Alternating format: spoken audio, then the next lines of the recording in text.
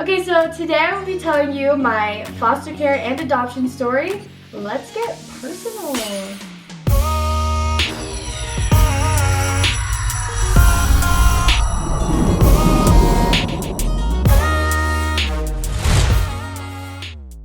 Okay, so welcome to Crazy Middles today. We have kind of a different vlog, one that I never thought we were actually gonna do. Yes. I have not wanted to share, and the kids really haven't wanted to share like their past and what's happened to them, just because it's a really hard thing that they went through that's private, that's their story. Mm-hmm. But Lacey came to us and said she is ready to tell her story, and by telling her story, she's hoping that someone out there who's going through a similar situation will see that there's good to come, and life, it gets somebody. better. Yeah.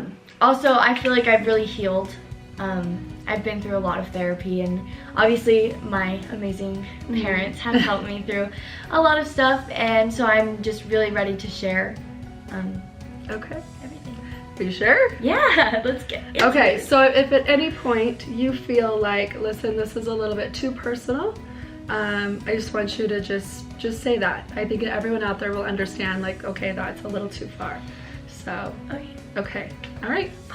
Okay, so we've kind of like set a little bit of an outline here. Yeah. But I know we're gonna get way off topic here. So, yeah. Okay, so let's start out like before foster care. And real quick, Lacey's asked me to step in and just kind of help her with this video. We recorded it. A little bit more comfortable. Yeah. Yeah. Yeah. Okay, here we go. So before foster care. Yeah. Can you explain like what happened, like why, like just your backstory on before you were in foster care? Okay, so I'm gonna start off with my mom and my dad. So my mom, I have two memories of her. I don't remember her ever being in my life. Shelly set up I'm not gonna call you Shelly, that's weird. It's okay. Mom, my mother. I know, because that'll be mom and mom. Yeah. It's okay to call me Shelly. Okay, I'm gonna call her Shelly for this video, but Yes. I call her mom because Okay. she's my mom. Okay. Anyways, but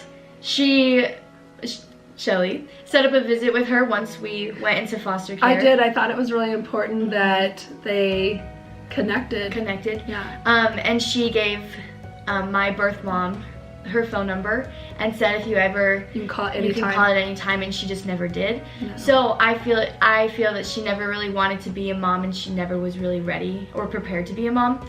But my dad, we always lived with him, and he was always in and out of jail. He was super, super abusive. He had an extreme temper.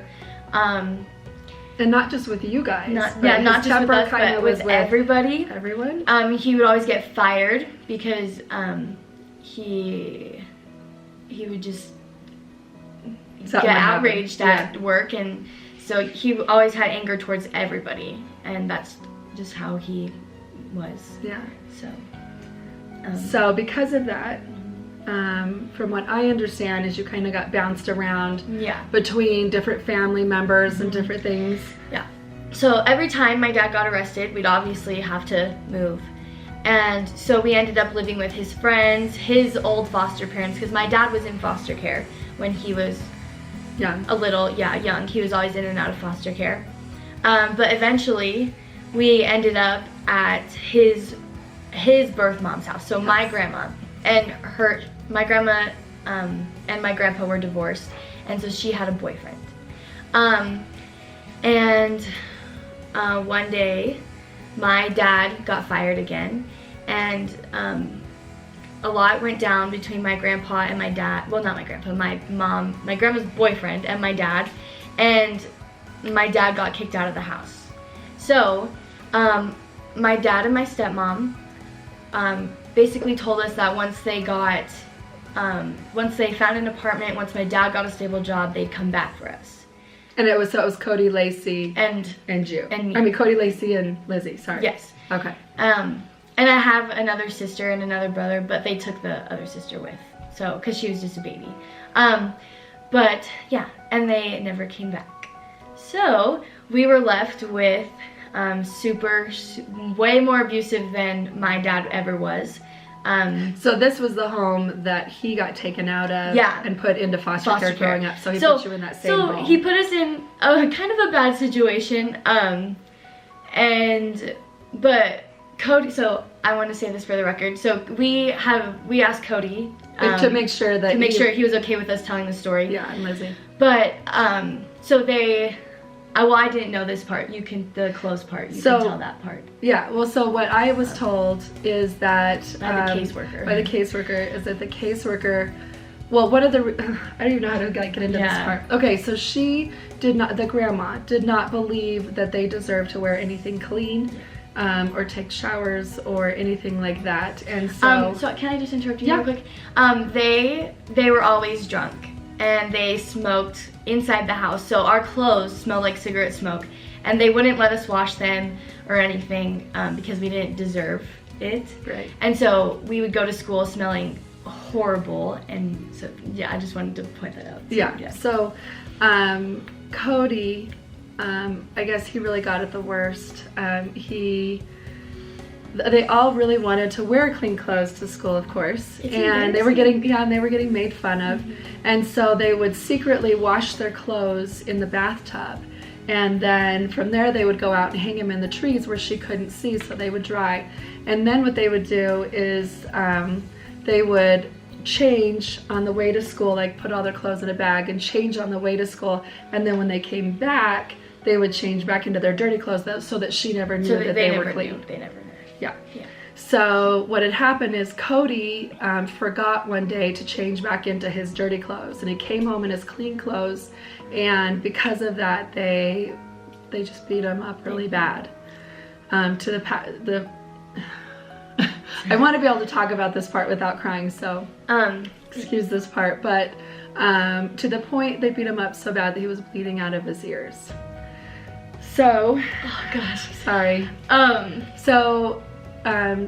DCS or CPS? Well, the school. So he had gone to school with his ear bleeding, and the counselor, who had the office kind of knew what was going on, and they had tried before to report it, but nothing ever really got through.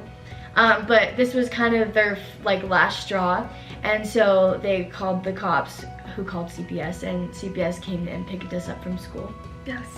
And took us to the CPS building. It was so fun. They gave us candy bars.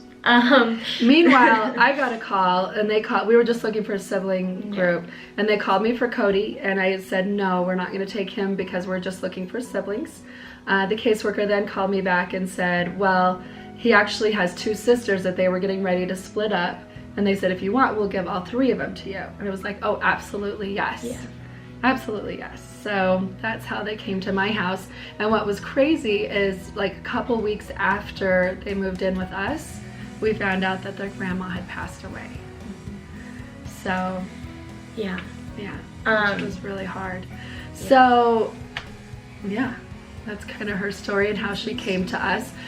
When they first came to us, it was really hard. Oh, it was so hard. It was really hard, and they were nervous. Yeah, well, they were having a huge family reunion kind of thing. It was a party that we were having. It was a huge party, and so what a way to hi, welcome to our family. Here's our entire bunch family. Of people. Here's everybody. So crazy. Yeah. Normally that's not what we do, and when we take in a placement, we're very calm and shut down, and we just really bond with them before we even meet anybody. But it was so short notice. There was no way they could have changed the dates. I literally they picked me up from school. We went to the CPS building, and 2 hours later I was at their house. Yeah. So it was so crazy. And welcome to the party. Yeah.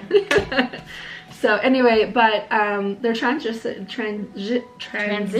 went really well. And the only thing that I remember that was kind of strange up front is Cody had said to me, so how hard do you hit us? What's that like? And I was like, no, we don't hit kids. And Cody was like, wait, what? Well, how are we ever going to listen to you? Yeah. And I was like, no, that's not how it works. Well, that's really the only thing that we'd ever grown up knowing. If you misbehaved, you were hit. You get in trouble, yeah. So anyway, so that's Lacey's story. Yeah. A little update on where she hasn't heard from her mom ever since then. Mm-hmm. And her dad did try to he got out of jail and did try to contact her at one point, but she I wasn't interested. Yeah. We actually were watching the news recently. And saw, if this is too much, stop me. But no, this is totally fine. So I mean, it was on the news. It was on the news, and her dad was on the news recently that we noticed, and he had killed somebody. So he is back in prison, probably for a really long time. Probably for the rest of his life. It was pretty bad. Yeah. So anyway, but that's her story. If you have questions about her story, she was saying that she's willing to even answer more if we missed something. So please comment down below. And thanks for watching. Yeah. And love you. I love you. I'm so glad. No, that she ended up with us. Honestly, like, it was such a horrible experience, and obviously we didn't go into super deep details because yeah.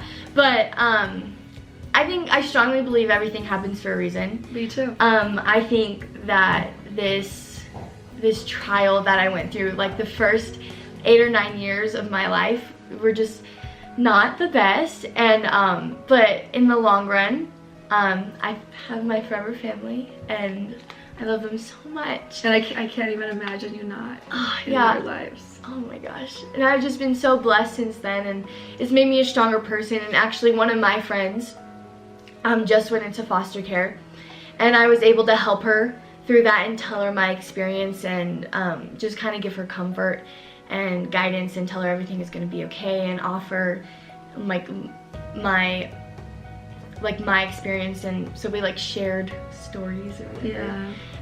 But no, like, I found my forever family, and I think everything happens for a reason, and it just benefit me in the long run. So yep. I love you. I love you. Oh, I love you so much. Oh, right. bye.